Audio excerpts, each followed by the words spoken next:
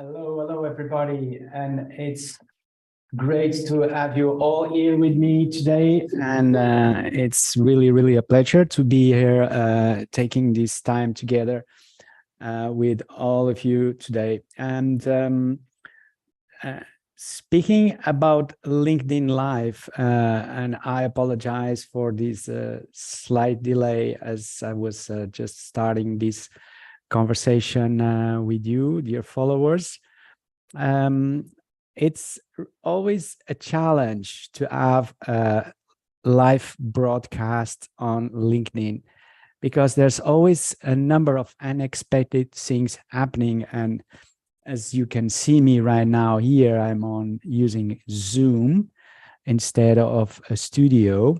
And this is the reason for this is because of I be able to use an AI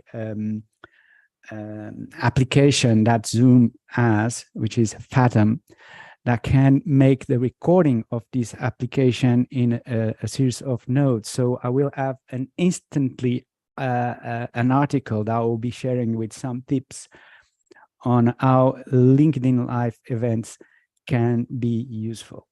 But let me start with a brief presentation for those who don't know me. Perhaps some of you have just recently connected with me on LinkedIn. I thank you for following me.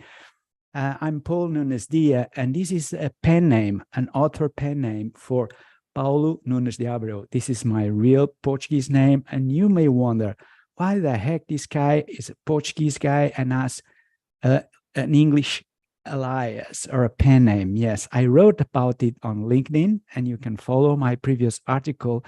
Why do I have 3 LinkedIn profiles? And not just a Portuguese one, of course, an English one, my alias, Paul Nunes Dias, but also I have a Spanish one. And guess what? It's much easier for me to talk in English as everybody will understand me in Portugal, whereas that could be not so true in Spain. I definitely need to do a little bit more LinkedIn Live events in Spanish, as it's not the case that most of my Spanish followers understand me when I speak in English. But the case is in Portugal, when I talk English, all my Portuguese followers will understand me. And the added value is that I can reach many more people by talking in English. And that's also the case where I have a wonderful audience in Singapore, where I started last year with my dear colleague Peter Say. We started Digital Collaboration Academy. So we have clients in Asia as well as in Canada, North America. I have wonderful colleagues in Canada and North America that are also attended our courses in the Digital Collaboration Academy. And recently, I started to find in LinkedIn a wonderful space to host conversations that matter.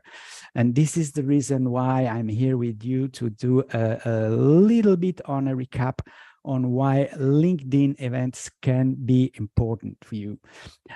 This is, first of all, I think we all know that LinkedIn is not a cold social network. It's actually people beyond these interactions we have on our mobile devices or in your laptop or your desktop computer. It's actual people like you and me that are on LinkedIn.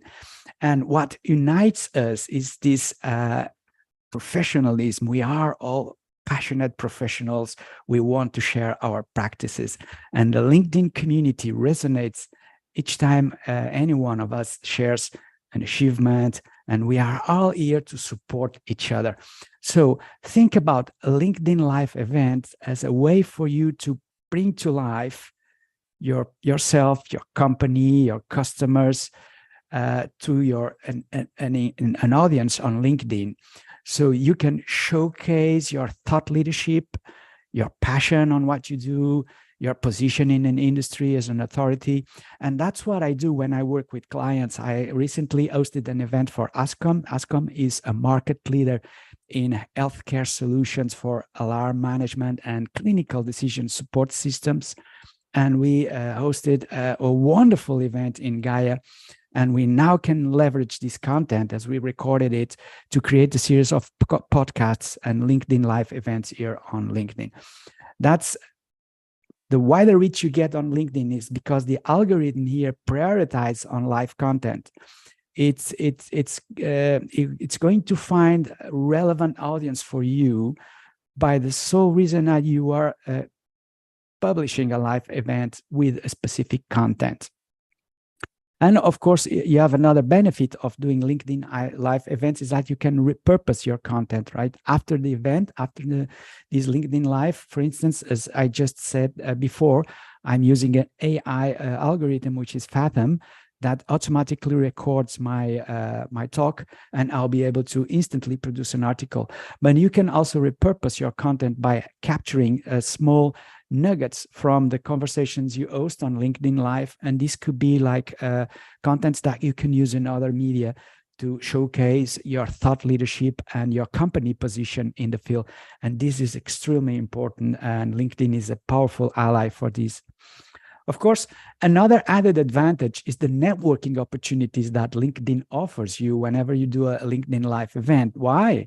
Because participants can register in advance in your meeting event. So right now for this event, I know that some of the participants that recently accepted my connections, they have registered and are here watching right now.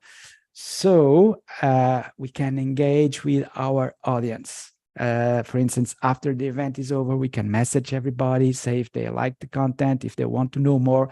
And this is actual persons that you can contact and connect. And this is why LinkedIn is a fabulous network, because it's bringing people together with a purpose, right? Of course, that if you are a marketing nerd or social media marketing nerd, you have powerful analytics and insights on LinkedIn as well, right? You can view, understand where is your viewership, where they are engaging from, what are the demographics, who is actually watching your live events. And you can leverage that data for future event planning and a more coherent content strategy, right? Because obviously, if you have a set of solutions that are specific for the healthcare industry, it's really important that you target healthcare decision makers, right? But on the other hand, if this is something that you need to address for the healthcare professionals, not necessarily management, healthcare managers, and you need to address healthcare professionals, then you make sure, with thanks to LinkedIn analytics, that the majority of your audience are the right audience you're looking for. And this is also another benefit for from LinkedIn. So if you want some tips for hosting successful LinkedIn live events, please reach out to me. I will be really, really pleased to help you in any way I can. There's things you can do, like promoting your event in advance. So if you have a good social media followers network on LinkedIn, you will be able to segmentize. So for instance, in my case, whenever I do an event directed for the healthcare professionals, I can choose between hospitals, managers, and health and wellness professionals. So there are two segments that LinkedIn offers for you to select and invite. It's really important that LinkedIn aids you to be a spammer. So never, never, never promote content to another industry or to another potential audience that it's not interested in your content, right? Never do that, because that will destroy your reputation as a LinkedIn member. And remember, the most sacred thing on LinkedIn is our colleague members' time, their span of attention at a time. And if you use that time to give them relevant content that it's useful for their professions, for that can enhance their professional success, then you will be rewarded, right? So think about this. Whenever you engage with another LinkedIn member, you think about hers or his professional success. That should be your top objective. Of course, you should also create a clear agenda and a structure. I'm not using right now a clear script for this talk here on LinkedIn with you guys, but it could be useful to have like a script that you can follow and share in advance with your audience. So that will make them even more, it could prepare them for what they are going to see on your live event. And then, of course, during the event, you have to be attentive to the comments and you engage with the comments. So it's really good if to have a colleague that could be assisting you if you are live on the program, as I'm right now, having someone else to answer the comments that are happening right now on LinkedIn. It could be a great addition, right? Okay, and if you want to learn more about my LinkedIn live events, please reach out to me. I'm all yours now to listen to whatever you want to answer. I see that João is already sending a comment. Thank you so much, João. So over to you. If you have any questions here on comments, please type them as I'm reading you right now.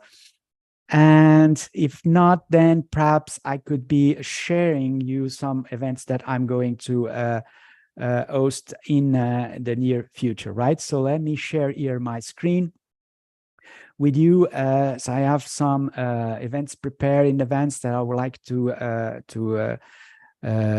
share with you. And this will be, let me do this right now. So I have here this page, Digital Health Portugal, where we are hosting a series of upcoming events. The closest one will be in September, the Global Digital Health Summit.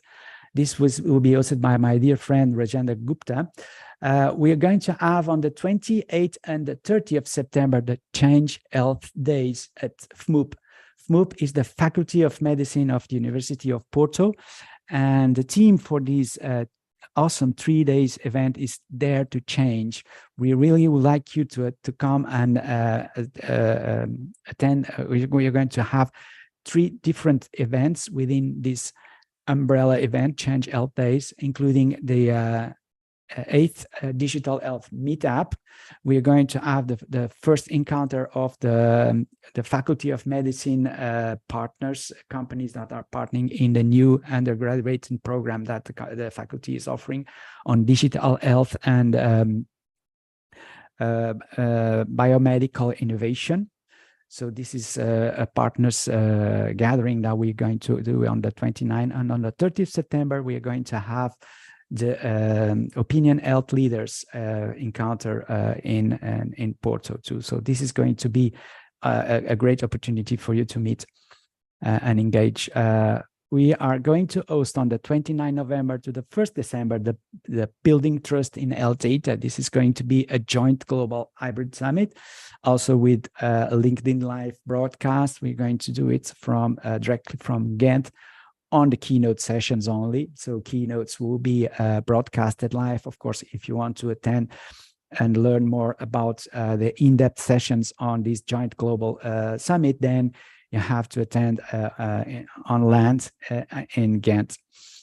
Okay, and also I have something in the preparation with the mymeetingsupport.com, and this is a new company that I recently started in UK.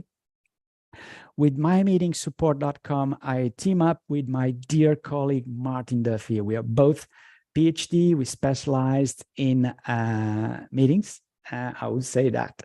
And Martin and I, we host a series of conversations with renowned guest speakers. We invite every month. As you can see here in the video, I've been blessed by the presence of so many renowned facilitators and meeting experts that have been joining us in the last couple of years. So the next episode, it will be in August, Building a Meeting Positive Organization Culture. This is going to be broadcasted during August, and you can still watch past events like the episode 7, where we hosted Jim Kalbach, Karin Overy, and Ilka Makitalo. Ilka is someone I truly admire. He's the CEO and founder of Outspace.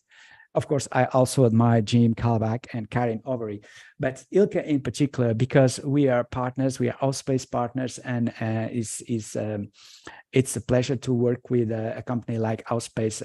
It's really a digital platform that offers you powerful tools, including AI, you imagine, to help host better conversations in your company, but not just conversations. You can enhance onboarding process. You can advance your agile sprints.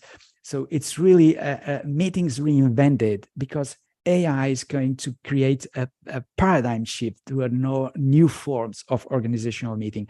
And if you want to learn more about this, you can rewatch this LinkedIn Live event last 25 July, but you can still follow it on our social stream. And then, of course, lots of previous episodes that you can guess here on the My Meeting support, namely with Joe Allen. Joe Allen is also a world expert in meetings, and is also writing a book that is going to be due now very soon, suddenly virtual. And Joe was we're lucky to have Joe on our program, and this is a program I strongly recommend you to watch. Also, because we had Kirsty Lewis. She's also a renowned facilitator, the founder of the School of Facilitation, and it was a very interesting conversation. These two thought leaders in the program. But there's a wealth of content that you can look in My Meeting support here. So you see, another advantage of a LinkedIn Live event is that you can repurpose the content. So you can have the content both on LinkedIn, but also on YouTube, on Facebook. This was a LinkedIn Live program, but you can now watch it also on YouTube. So there's the multiple distribution of content you can do in any program, right? Okay, guys, so it was really, really great to be here with you. And don't forget that perhaps during the summer, you can you can be entertained with a series of podcasts that you can take the advantage of the summertime to have to increase your reading, or listening to great content like Leading with Vulnerability.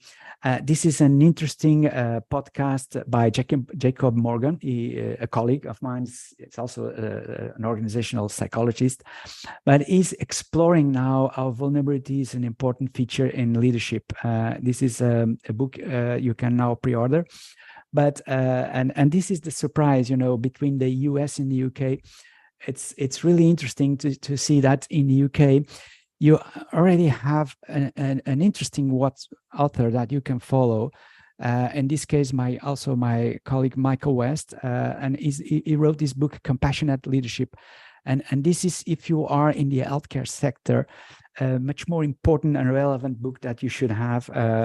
Michael was kind enough to give me here a nice signature dedication. I appreciate Michael for this, but definitely I'm reading this book, and I'm at awe with the content that is shared, and especially for healthcare professionals.